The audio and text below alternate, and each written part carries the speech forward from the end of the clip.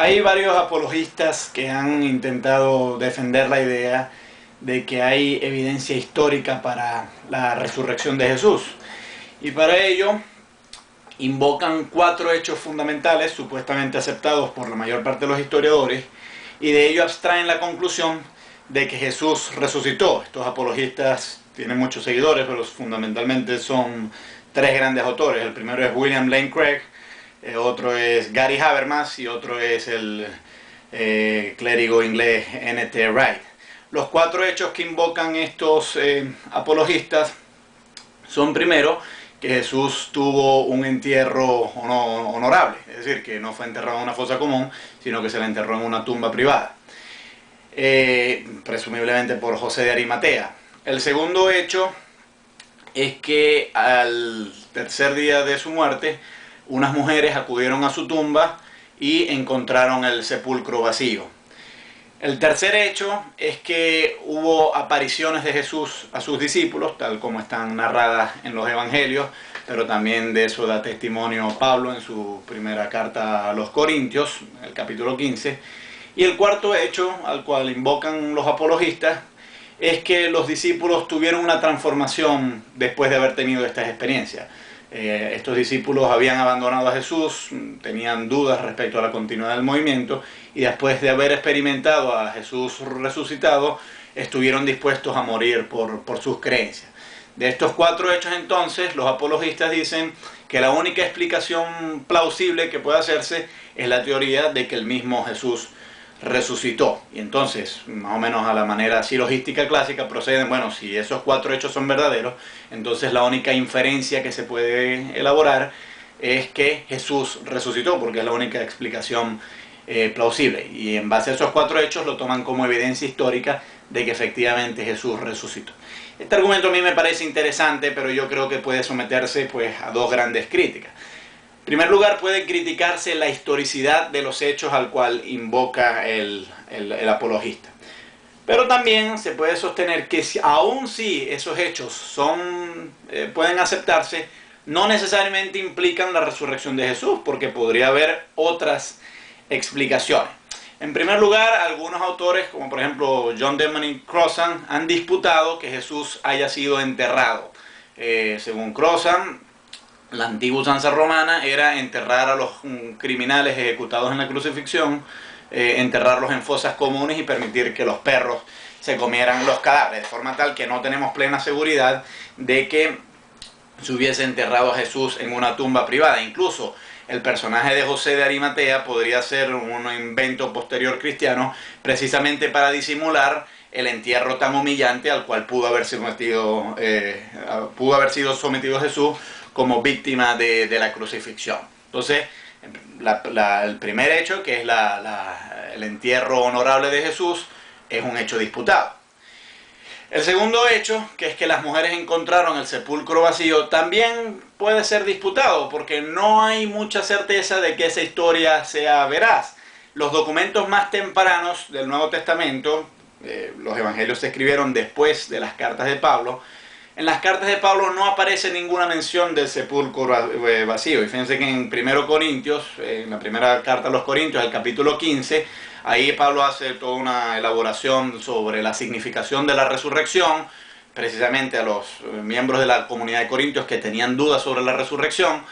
Y Pablo en ningún momento hace mención del sepulcro vacío, y eso es un buen indicio, no necesariamente porque no haya mencionado el sepulcro vacío, eso no implica que el sepulcro vacío sea un cuento, pero sí cabría esperar que Pablo hubiese hecho mención de ese sepulcro si hubiese conocido al respecto, pero parece ser que Pablo no conocía al respecto sobre el sepulcro vacío, de forma tal que parece más plausible pensar que el sepulcro vacío es una tradición posterior, una elaboración de los evangelios posteriores a la más temprana tradición cristiana. Además de eso, los evangelios son bastante ambiguos respecto a la figura de José de Arimatea. Por ejemplo, en el evangelio de Marcos, que es el más temprano, se postula ahí que José de Arimatea esperaba el reino de Dios, es decir, que era un seguidor de Jesús, pero al mismo tiempo ordenó su ejecución. Entonces resulta bastante incoherente que un mismo personaje quiera desear la ejecución de Jesús, porque José de Arimatea era miembro del Sanedrín, pero al mismo tiempo haya deseado un entierro honorable y que haya sido seguidor. Es decir, si realmente hubiese sido seguidor de Jesús, se hubiese puesto a la decisión que tomó el Sanedrín. Y en los posteriores evangelios, Mateo, Lucas y luego Juan, la afiliación de José de Arimatea al Sanedrín se va matizando, al punto de que en el evangelio de Juan, por ejemplo, se postula que es un discípulo secreto de Jesús, como Nicodemo. Por eso es plausible pensar que el personaje de José de Arimatea es una ficción y es un personaje añadido posteriormente por el desarrollo de la tradición cristiana, que ya empieza con el evangelio de Marcos. Pablo no menciona por ninguna parte a José de Arimatea y por eso es plausible pensar que no es un personaje real. El cuarto hecho de las apariciones de Jesús, el tercer hecho, uno puede aceptar las apariciones de Jesús porque los documentos más tempranos del Nuevo Testamento, que son las cartas de Pablo, mencionan que Jesús se apareció. Pablo dice, se apareció a Cefas, que es otro nombre para Pedro, se apareció a Santiago, se apareció a mí, se apareció a 500 personas más. Entonces es realmente bastante claro que Jesús sí se apareció a ciertas personas. Ahora, ¿cuál era la naturaleza de esas apariciones? Es difícil precisar, porque parecieran ser más bien visiones, es decir, algo así más afín a las alucinaciones, que realmente encuentros vívidos con una persona real. Los relatos sobre las apariciones en los evangelios parecen ser claramente legendarios, tanto así que el primer relato no aparece propiamente en Marcos, sino en el evangelio de Mateo, porque los relatos sobre las apariciones en Marcos, que constituyen los últimos versículos del último capítulo del evangelio de Marcos, son claramente adiciones posteriores. En los manuscritos más antiguos de Marcos no aparecen esas apariciones. Y el cuarto punto, el cuarto hecho histórico al cual invocan los apologistas, el que dice que los apóstoles estuvieron dispuestos a morir por sus creencias, eso sí es aceptable, pero por lo menos los tres primeros hechos no son del todo indiscutidos. Ahora, aun si uno aceptase esos cuatro hechos, no necesariamente de ellos se deriva que Jesús resucitó. Por ejemplo, uno podría aceptar que sí, que José de Arimatea enterró el cuerpo de Jesús en una tumba privada, que las mujeres cuando fueron encontraron el sepulcro vacío, que los discípulos tuvieron apariciones de Jesús y que estuvieron dispuestos a morir por esas creencias.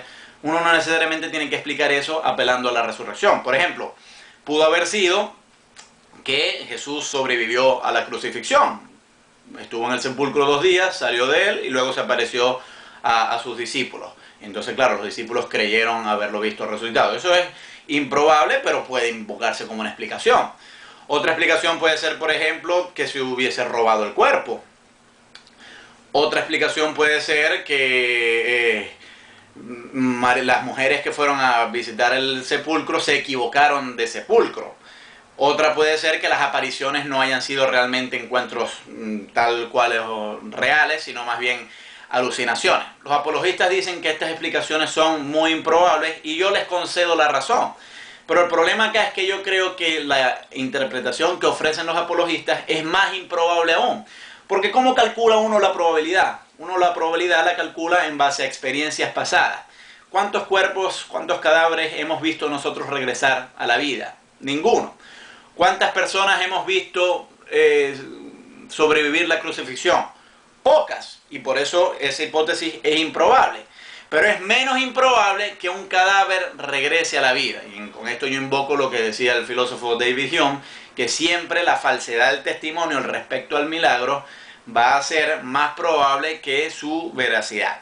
De forma tal que yo creo que que estos cuatro hechos invocados por los apologistas pueden ser disputados, pero aún si se aceptan, no necesariamente tienen que conducir a la conclusión de que la resurrección es la mejor explicación de ellos, porque esa explicación sería la menos probable de todas, dadas el registro de experiencias anteriores que tenemos.